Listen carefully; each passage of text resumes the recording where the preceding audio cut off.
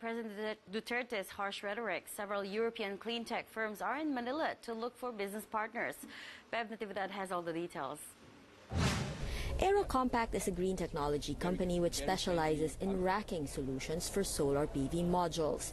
Headquartered in Austria, they've traveled all the way to Manila to look for local partners in a bid to expand their ASEAN footprint. We are looking for new partners here, like distributors, developers, but also partners in terms of logistic partners, law companies who can help us here bringing our footstep in. And of course, the next step for us will be having a warehouse here, providing our products through shipping partners, through distribution channels, and hopefully also open a legal entity here very soon.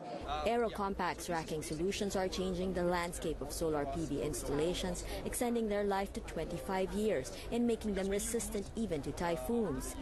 Compact does around 3,000 projects a year all over the world with prominent clients including IKEA and Aldi. It already has offices in the US and Singapore and is now seeing tremendous opportunities in this part of the world. You guys have very good incentives for this region, a very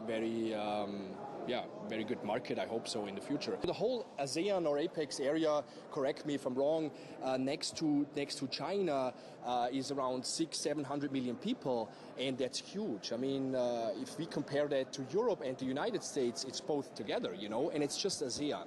It's not China, and not Australia, and so that means for us, the whole area, ASEAN, and next, Japan, China, Australia is huge for us. And we see a lot of growth potential here for us next to Europe and the United States.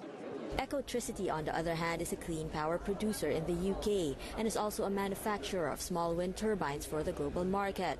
This clean tech firm is in the market for Philippine distributors.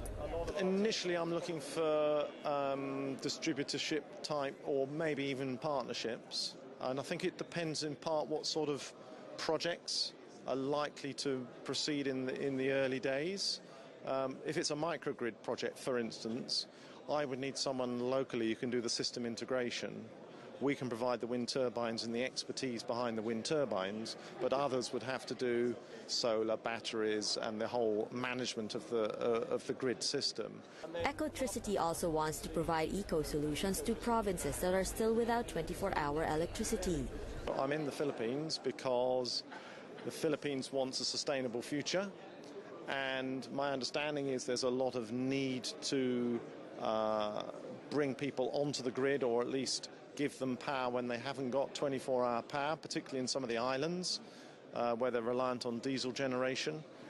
Compact and Ecotricity are just 2 out of the 40 European clean tech firms who are in Manila for business matching sessions this week.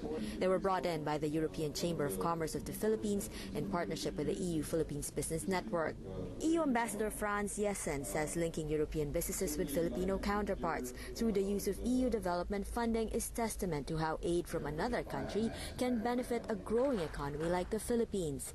Even as Foreign Affairs Secretary Alan Peter Cayetano announced that the country is rejecting aid from the EU that supposedly come with conditionalities. Today's event is a very good example on how we use our development cooperation funds to bring businesses from Europe and from the Philippines closer together, and to share ideas about technology, green technology, and work together to get a better future for the generations to come, partly in the Philippines but also in Europe. The results of these meetings would no doubt translate to economic benefits, direct investments, additional jobs, additional revenues. But the environmental benefit of these clean tech investments is just as important. For example, data show that the Philippines' wind potential lies in over 11,000 square kilometers of windy land. Its solar potential is about 5.1 kilowatt hours per square meter per day. That means that much energy potential can be shifted to renewable energy, and that much energy use can be weaned away from its dependence on coal.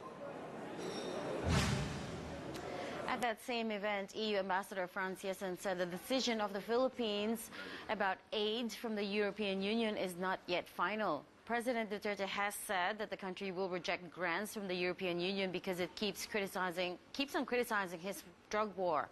But Jessen says they're still providing a 55 million to 100 million euro grant for Marawi.